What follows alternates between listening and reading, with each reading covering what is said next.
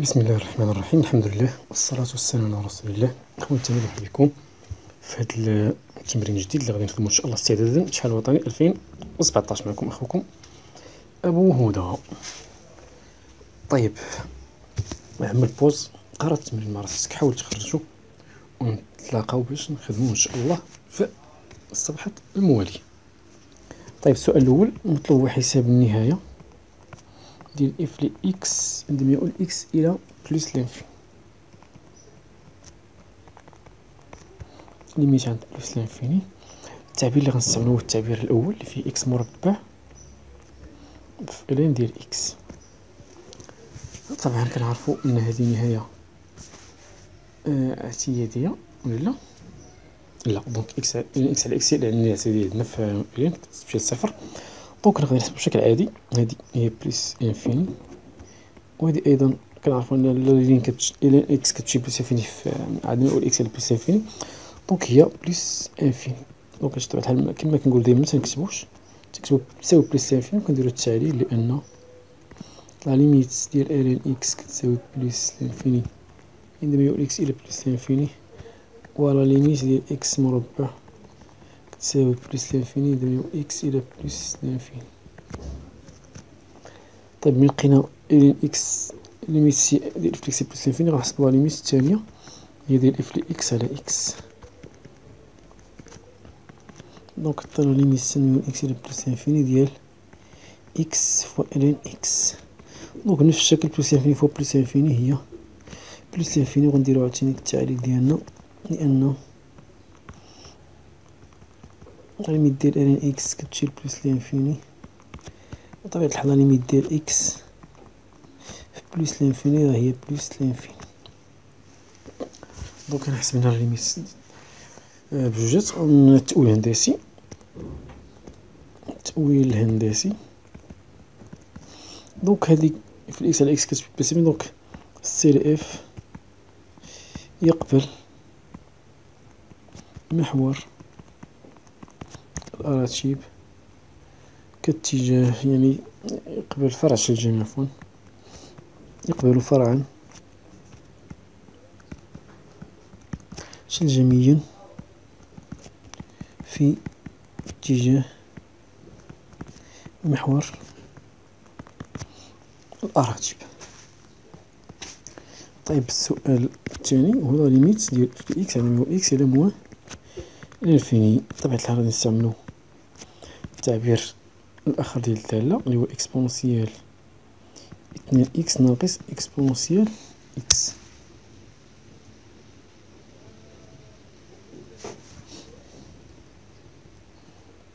طيب كنعرفو ان اكسبونسيال اكس كتمشي للصفر، نولي اكس الى موان لانفيني، دونك صفر ناقص صفر هي صفر، ونديرو التعليل ديالنا بطبيعة الحال لأن اكسبونسيال دوز اكس كتساوي صفر عند موان لانفيني، بطبيعة الحال كتساوي نفس السطر لا ليميت ديال اكسبونسيال اكس. اش كيعني هذا؟ ملي كيكون اكس يمشي موان لانفيني اف اكس كتمشي لزيرو، دونك عندنا محور اراتيب. التأويل الهندسي هو محور اراتيب هو مقارب عمودي. محور اراتيب اكس تساوي صفر هو مقارب عمودي سي اف بجوار موان لانفيني.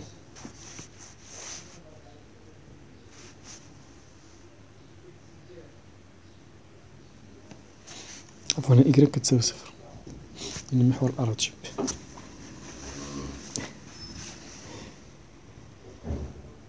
أو محور الأفاصيل، دونك معليش.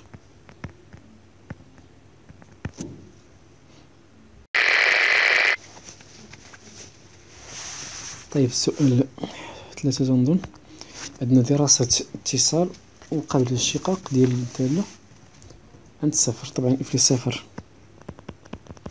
نحسبو بالتعبير الثاني هي اكسبونسيال صفر ناقص اكسبونسيال صفر، دونك هي واحد ناقص واحد تساوي صفر. دونك خصنا نحسب لا ليميت ديال اف اكس عندما هو الاكس الى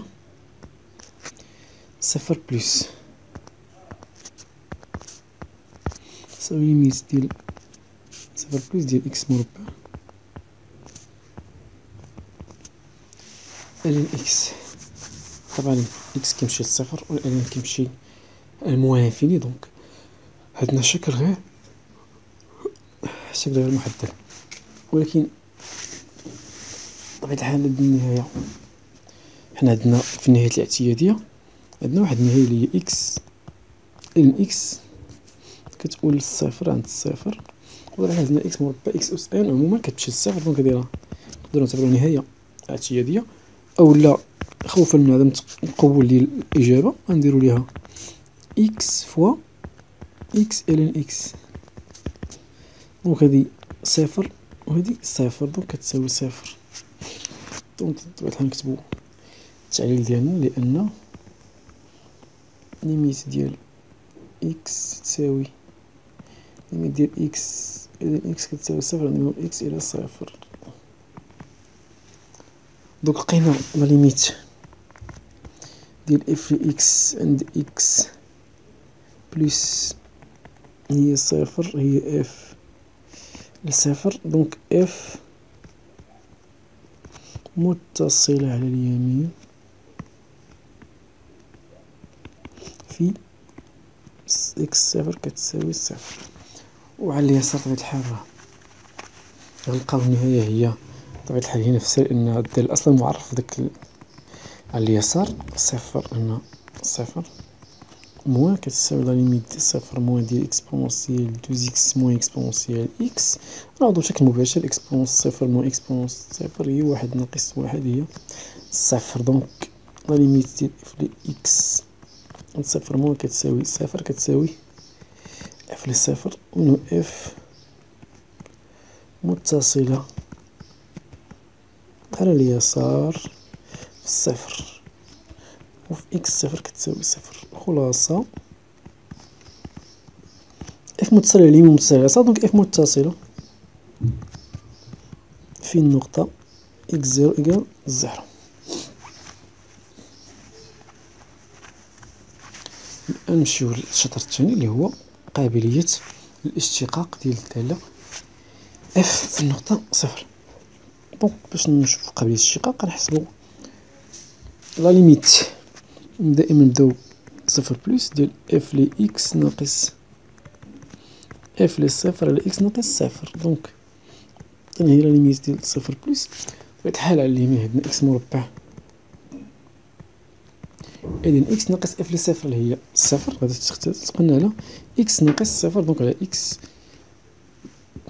دونك غتساوي لا ليميت صفر بلس ديال اكس إذن اكس وهادي كتساوي صفر كنهاية عامة. دونك معروف عندنا في الدرس، دونك لا ليميت لقيناها كتساوي صفر، دونك لقينا عدد منتهي. غادي نكتبو أن اف قابلة اشتقاق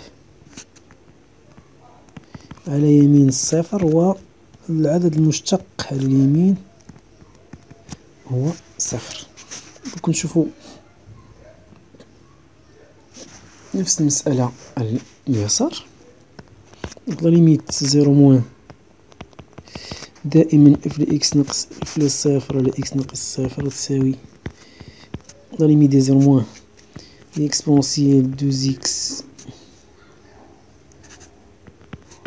موان اكسبونسيال اكس ناقص اف لصفر اللي هو صفر على اكس ناقص صفر اللي هو على اكس.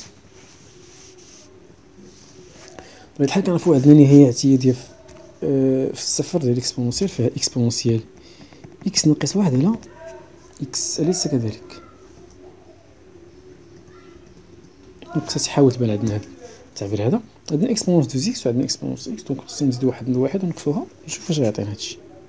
دونك كنديرو لا ليميت صفر موان اكسبونس دوز اكس موان زيرو بلس ان موان اكسبونسيال اكس على اكس. دونك كنقسمو داك الكسر دونك زي موطن 2x عفوا اكسبونونسيال 2x موان ان على اكس ياك ناقص اللي خرج ناقص بقى لنا اكسبونونسيال اكس ناقص واحد على اكس.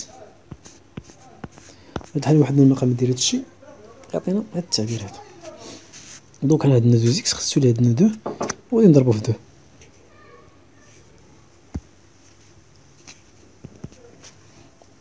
تساوي ليميت ديال صفر موان ديال نديرو قلنا 2 اكسبونونس 2x موان 1 سيغ 2x خاص تكون نفس لا فاريابل اللي في الاكسبونونس هي اللي كاينه في المقام ناقص اكسبونونسيال اكس ناقص واحد على اكس. دير هادشي كلو بين قوسين. بعد هنا كتمشي لواحد دونك اثنان واحد ناقص واحد دونك هي واحد والتعليل لأن كتساوي واحد نمول اكس الى صفر هذا التعليل ديالها. وكذلك هنا كاين هي اي اكس يعني اي اكس عموما باش نبرنو ان اكسبونسيال اي اكس ناقص واحد على اي اكس كيمشي لصفر يكفي نديرو التغيير متغير ايكغيك كيساوي داك المتغير اللي عندنا ا اكس.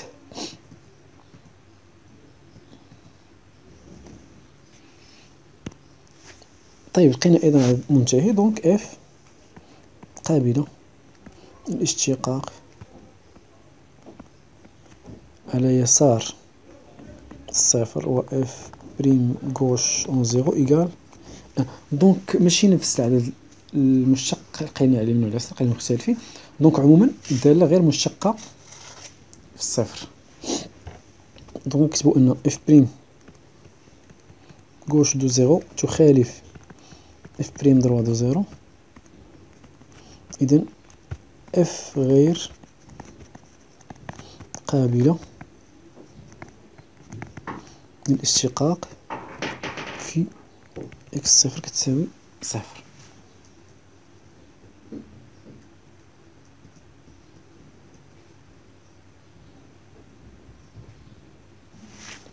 دونك نطلبو هاد التأويلات الهندسية بطبيعة الحال.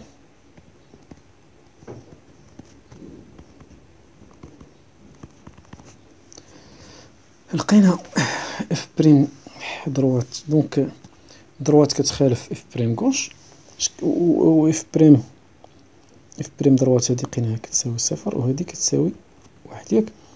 دونك عندنا نصف مماس على اليمين ونصف مماس على اليسار في النقطة صفر اللي هي أصل المعلم ياك.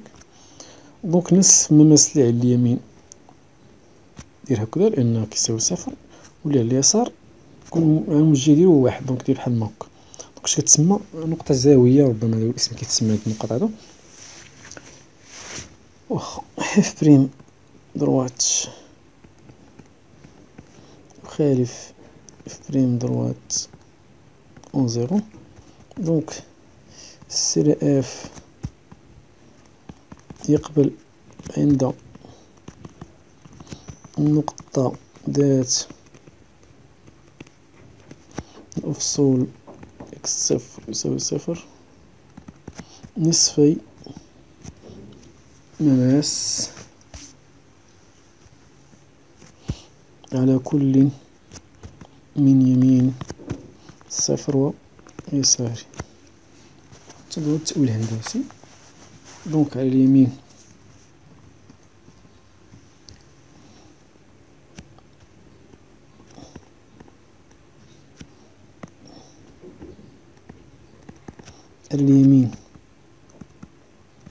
معادلة نصف مماس هي دونك على اليمين صفر دونك كتساوي صفر وعلى اليسار معادلة نصف المماس إكغيك كتساوي إكس اللي كنا دابا كتساوي صفر إكغيك كتساوي إكس.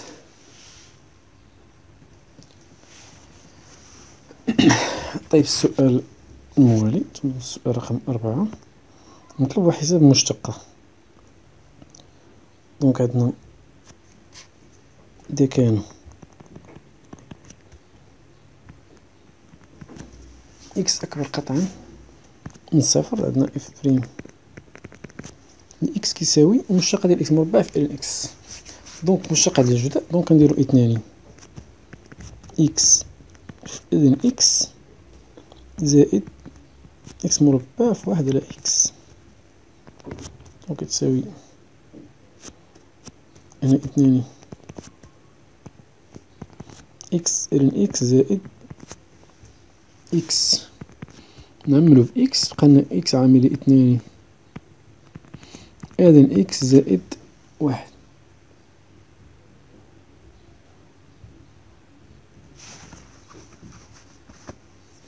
طبعا خصنا ندرسو الإشارة ديالها باش ندريسيو طابلو دو فارياسيون. دونك إكس موجب، بقينا خصنا نشوفو الإشارة ديالها اثنان إذن إكس زائد واحد.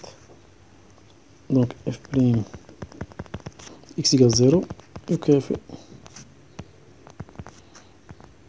اثنان إذن إكس زائد واحد يساوي صفر، يكافئ أن إذن إكس يساوي ناقص واحد على اثنان، يكافئ أن إكس كيساوي إكسبونونسيال ديال ناقص واحد على اثنان، دونك هي واحد على جذر أو، وهي جذر أو على أو.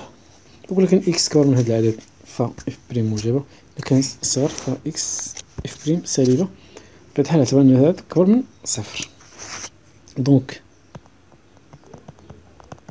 إذا كان إكس صغر من أو يساوي صفر، دونك إكسبونسيال ديال إكس موان إكس موان إكسبونسيال إكس عفوا هي اثنان إكسبونسيال اثنان إكس ناقص إكسبو ديال إكس يساوي، نعمل بواحد إكسبو ديال إكس نشوف واش بقالنا اثنان إكسبونسيال إكس ناقص واحد، وبنفس الشكل كتساوي صفر. كيف هذا إكسبونسيال إكس بطبيعة الحال موجب قطعا على إر كامل وبخصوص على إر موان.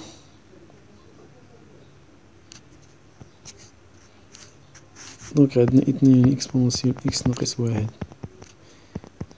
يساوي صفر، يكافئ إكسبونسيال إكس يساوي واحد على اثنان، يكافئ أن إكس يساوي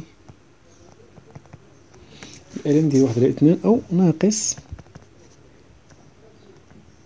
إذن اثنان. دونك حنا حصلنا على تقسيم إلى 4 مجالات. دونك التريساج ديال أو الفارياسيون غيكون بهاك الشكل هذا، إكس موان انفيني حتى بليس لانفيني. لما جا كيتقسم في الصفر عندنا ناقص إلين زوج وعندنا جذر أو على أو. دونك هاديك إف بريم بطبيعة الحال عندنا تنا هنا وهنا وحتى هنا كتنعدم إف بريم. دونك إلا كان إكس كبر من هذا دونك موجبة هنا وهنا سالبة.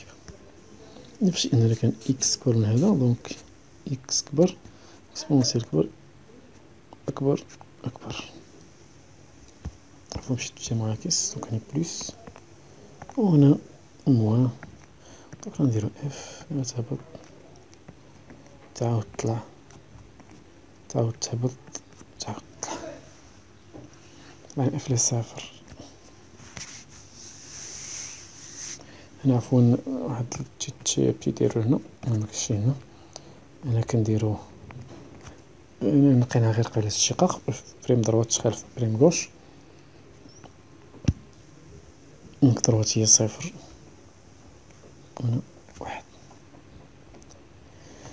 مثلا غنديرو إف لي جذر أو على أو، هنا إف لي إذن واحد على جوج بليس انفيني لقينا بليس لانفيني، بون في موان لانفيني لقينا تنظن دونك إكسبونسيال ديال موان إكس هي زيرو.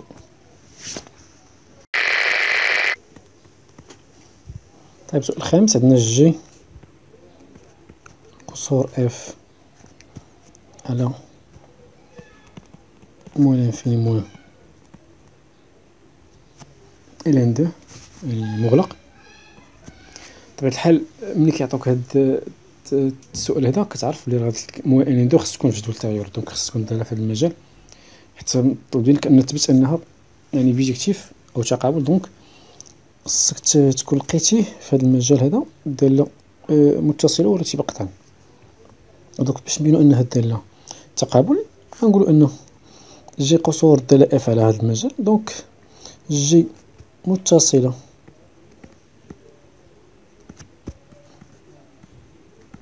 ورتيبة نكتبو تناقصية قطعا على اسميو اي. علاش؟ لانها علاش متصل؟ لانها مجموع دالتين متصلتين، انها مجموع دالتين متصلتين على اي. دونك هادي باسم متصلة رتيبة مجدول التغيرات. اذا فهي تقابل من اي نحو جي، حيث جي هو الصورة ديال اي بحال بالدالة جي اللي هي القصور. دونك بما انها تناقصية دونك مسدود غيبقى لنا مسدود.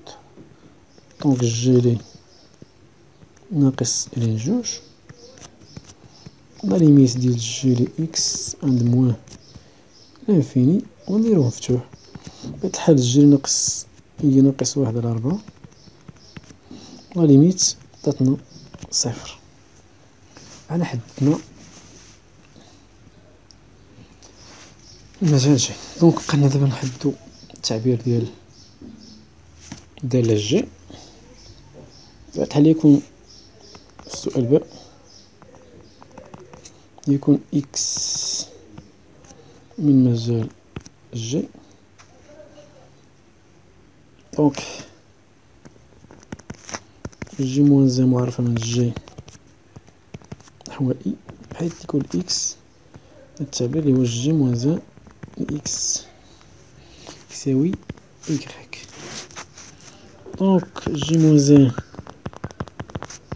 لإكس إيكغيك يعني أن إكس كتساوي جي لإيكغيك، حيث إيكغيك كينتمي لمجال إي. هذا يعني أن جي لإيكغيك في المجال إي هو مجال بطبيعة الحال منافي لزيرو أو ضمن المجال منافي لزيرو. التعبير ديال الدالة جي هو نفس التعبير ديال الدالة اف. هذاك المجال هو اكسبونسيال 2 اكس ناقص اكسبونسيال اكس.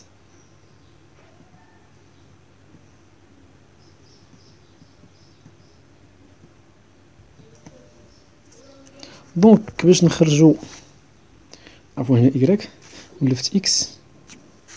طيب نمسح ماشي مشكل. هنا إيكغيك هنا إيكغيك.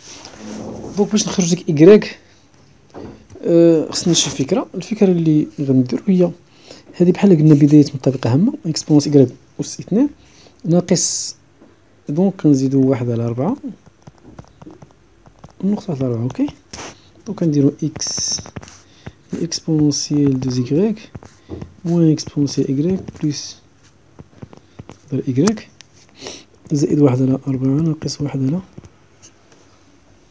4. سي بون.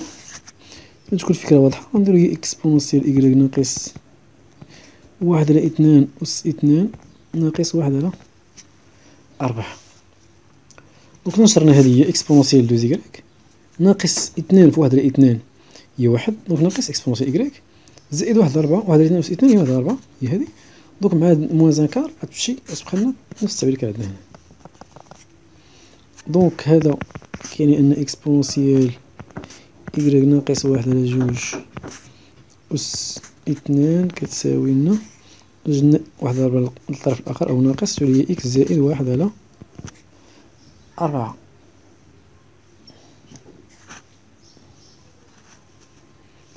اللي هي وحدنا المقام 4 إكس بلس 1 سور 4. دونك إكسبونسيال إيكغيك دونك هاديك راه كنديرها بحال 4 معرفتش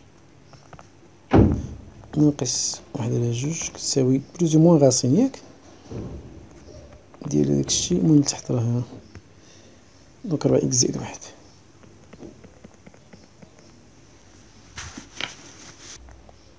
دونك نراها دائما التكافؤات زائد جذر الاثنان. دونك هنا غنخرجو الإكراك اللي هي ولا نديرو هنا نوحدو المقام مثلا 1 زائد 4 إكس بلس 1 إكراك ديال الآن. ندير هاد التعبير هذا 1 زائد جذر مربع 4 إكس زائد 1 على 2.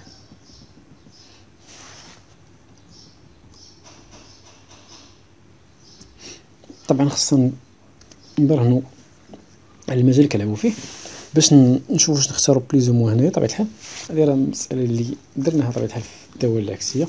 يبقى هاد المشكل هنايا يمكن لي يرجع للفيديوهات الأخرين اللي فيهم الشرح ديال الحصول على الدوال العكسية في بداية يعني في الفيديوهات ديال بداية السنة الدراسية.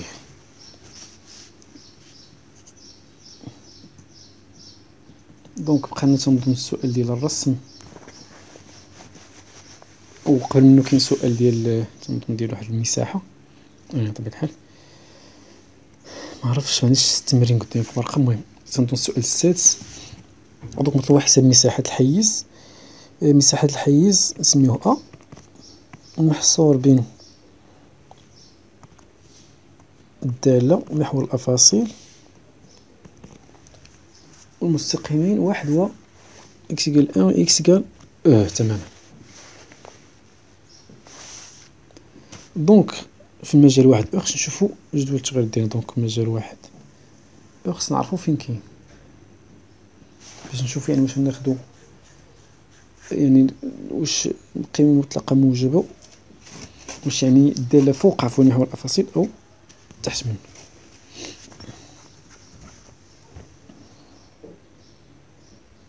دونك واحد دونك في المجال موجب دونك نستعملو الدالة التعبير ديال الدالة إكس مربع إذن إكس دونك كتعطينا انتغرال ديال القيمة المطلقة ديال إكس مربع إذن إكس دي إكس.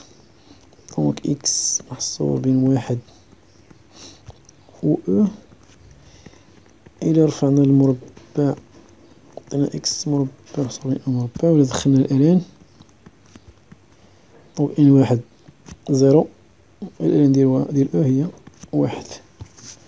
دونك هادي في هادي عطات شي حاجة لي موجبة إكس مربع في إن إكس دونك محصور بين 0 و أو مربع.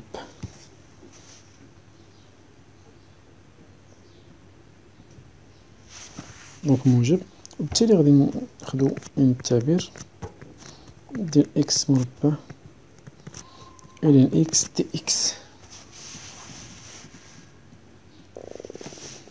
طبعا هنا نسيت واحد ديال يو أ هي وحدة قياس المساحات. وطبعا بما أن عندنا إي كتساوي جي كتساوي 2 ف يو أي 2 دونك هي 4 سنتيمتر مربع. دونك من بعد غادي نضربو فيها هنا ماشي هكا. دونك نكتبو التكامل ديالنا فقط إي من 1 حتى ديال إكس مربع إن إكس دي إكس. وهذا التكامل غيخطط غادي نخدمو به.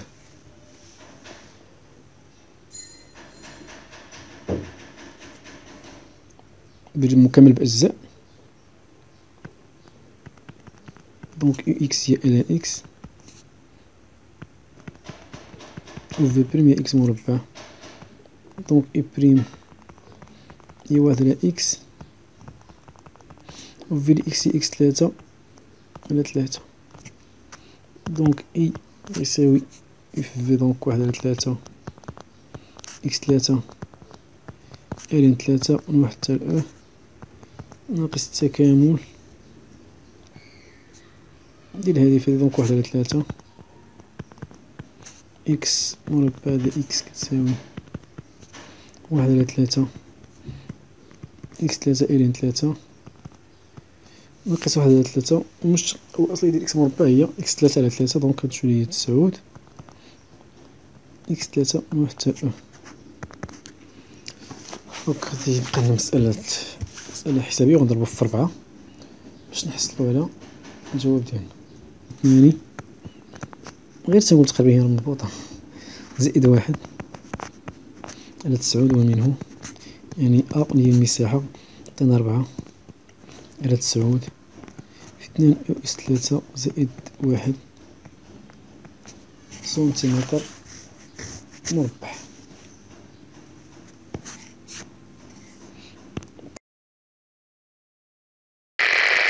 الرسم ديال المنحنى عندنا قلنا مقارب أفقي اللي هو هنا مولفيني، عندنا اف بريم دروات هي 0 و اف بريم كوش هي 1 كيكون هكا. دونك نديرو هادي، دونك هادي هي 1 ديالنا يعني 2 سنتيمتر وحدة. بطبيعة الحال غيمر من نقطة ناقص إلين 2 اللي هي تقريبا 0.7 و ناقص ربع وكيمر من هاد النقطة هادي تقريبا ناقص إلين ديال 2 وخصنا ديك النقطة الأخرى تا هي ديال أو إكسبونسيال جذر 1 على جذر مربع أو. خصنا نشوف القيمة ديالها تقريبا كتساوي هي 0.6 دونك كتجي تقريبا هنا يعني هادي هي أو ناقص 1 على 2 والصورة ديالها هي تقريبا ناقص 0.2 تجيني قريبة بزاف ربما أقرب من هكا. دونك هنا كاين النصف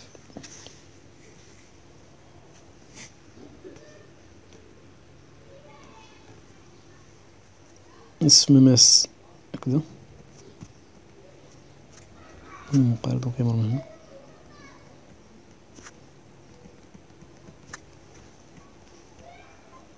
هنا كاينة قيمة دونية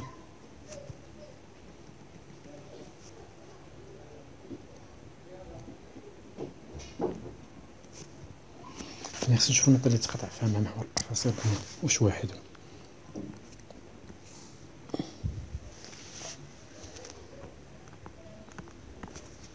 تقريبا غتجي بهذا الشكل هذا. تنهضو اخر سؤال بقى نعرفو السؤال الاخير ديال في نفس السؤال. دونك هذا السيل اف خصنا نديرو السالي جي موان زان دونك الدالة العكسية.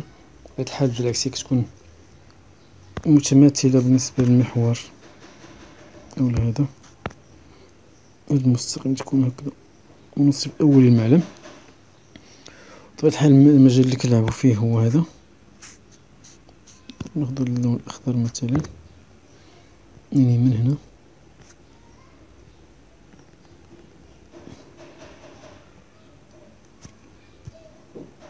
دونك هادي النقطة ناقص إلين 2 دونك كتشوف هاد النقطة هادي التقاطع ديال مع 1.4 دونك هنا كترسم مماثل ديال هاد لابارتي هادي. دونك كيعطيك المقارب هنا كتجي قيمة الدنيا ديالو هنا نمشي فوق هدا هو سي لي جي موان زي.